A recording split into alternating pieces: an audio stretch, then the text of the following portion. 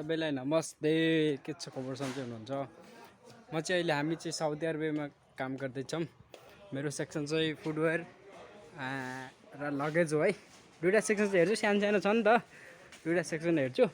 अनि यसो अघि रेडी गर्दै थियो अनि यहाँ चाहिँ स्केटर सुज देखेँ क्या। मेरो सेक्सनमा सबभन्दा महँगो चाहिँ यही छ है, तपाईँको 159 रियल छ यहाँको चाहिँ। ताबिता मारानी पाउँछ, त्यसको चाहिँ मन्थली 44.75 वाला आउँछ। अनि त्यसो गर्दै थिएँ, सब क्लोज गर्न पऱ्यो भनेर हेरेको न, यो जुत्ताको हालत देख्नु, मेरो सेतो जुत्ताको हालत यस्तो गरिदिएको छ। ल हेर्नु, अब कसले लग्छ, यस्तो छ महँगो जुत्ता सबभन्दा।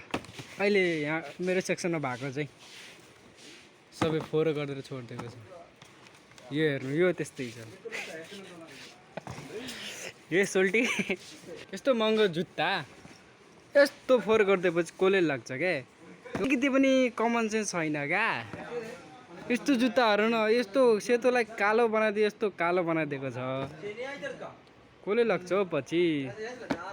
पछि हामीले के गर्नुपर्छ, मुस्किल हुन्छ हामीलाई सेल गर्नु। त्यही भएर यस्तै छ परदेशी लाइफ। यता चाहिँ यस्तो छ डिस्प्ले चाहिँ हाम्रो, अरू यता छ यस्तै हो कडा हो। अब कलेज भयो, अहिले रमादान छ नि त, 3 बजे आएर चाहिँ 1 बजे हो, 1 बजेर 6 मिनट भयो। यता चाहिँ लगेज छ मेरो है, यता लगेज छ, यता ब्याकप्याकहरू छ। यही हो मैले हेर्ने सेक्सन चाहिँ। सुपर मार्केटमा काम यस्तै हो कडा हो है। ल थ्याङ्क यू।